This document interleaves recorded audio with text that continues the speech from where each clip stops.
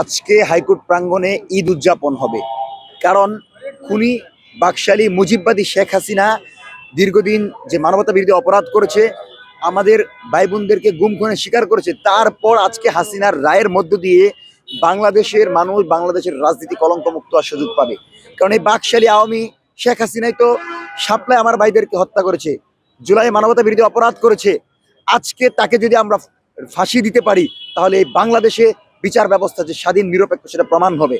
আপনি একটা বিষয় লক্ষ্য করেন, আমাদের ভাইদেরকে যারা শাপলাই মেসাকার করলো, জুলাইয়ে আবু সাইদ ওয়াসিম মুগদের উপর যে সকল পুলিশ গণহত্যা চালিয়ে এলো, এই সব কিছুর মূলে ছিল শেখ হাসিনা, এই সব কিছুর মূলে ছিল আইজিপি।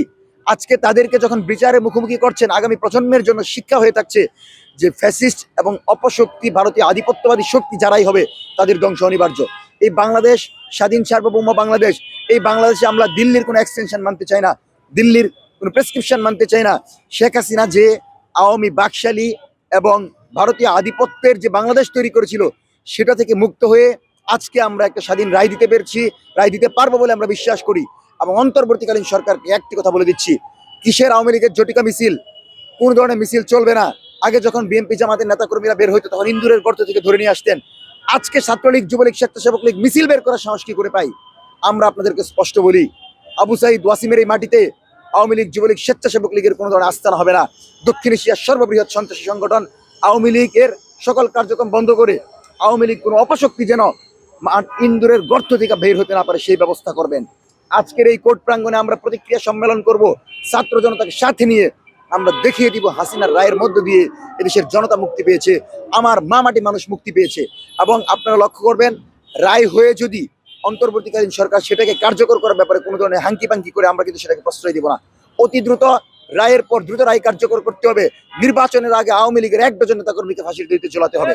আমরা মঞ্চ 24 তার আগেও বলেছি, এদেরকে যদি আমরা বিচার করতে পারি, 15 জন সেনা কর্মকর্তাদেরকে যদি বিচার করতে পারি, আগামীর ইনসাফের বাংলাদেশ বিনির্মাণে কিন্তু আমরা বাধাগ্রস্ত হব না। ইন্টারপোলে আমরা আবেদন করব, ইতিমধ্যে কথা হয়েছে যে আমরা রায়ের পরে ইন্টারপোলে আবেদন করা হবে। ইন্টারপোল স্বাভাবিক স্বাধীন বা রাষ্ট্রকে যেভাবে সহযোগিতা করে অন্যান্য রাষ্ট্রকে, ঠিক বাংলাদেশকে সেভাবে সহযোগিতা করবে। দিল্লি থেকে শেখ হাসিনাকে এনে তাকে ফাঁসির দড়িতে ঝুলানো হবে। আপনি কি এটা ভাবতে পারেন যে খুনি গণহত্যাকারী কোনো দেশের প্রশ্রয়ে থাকবে? দিল্লিতে তাকে গ্রেফতারের জন্য যতটুকু দরকার বাংলাদেশ সরকার সেটা করবে বলে আমরা বিশ্বাস করি। এবং নিরাপত্তাকে যতটুকু স্বাভাবিক রাখা যায়, দেশের নির্বাচনকে সামনে রেখে দেশের পরিস্থিতি স্বাভাবিক রাখার লক্ষ্যে সরকার ভারসাম্যপূর্ণ অবস্থানে থাকবে এবং শেখ হাসিনাকে ফিরিয়ে আনার জন্য যেই কোনো পদক্ষেপ নিতে হয় সেটা নিবে। প্রয়োজনে হাই কমিশনারকে তলব করে শেখ হাসিনার বক্তব্য প্রচার বন্ধ করতে হবে। আজকের পর শেখ হাসিনাকে ফিরিয়ে আনার জন্য দিল্লির সাথে সকল প্রকার চাপ প্রয়োগ করতে হবে এবং তার মধ্য দিয়েই বাংলাদেশে সঠিক বিচার ব্যবস্থা প্রতিষ্ঠিত হবে। খুনি শেখ হাসিনার রায়ের মধ্য দিয়ে বাংলাদেশ ফ্যাসিবাদ মুক্ত হবে। আওয়ামী অপশক্তি এবং বাকশালীদের কবর রচনা করে স্বাধীন সার্বভৌম বাংলাদেশের পতাকা নিয়ে আমরা আগামীর বাংলাদেশ বিনির্মাণ করতে চাই।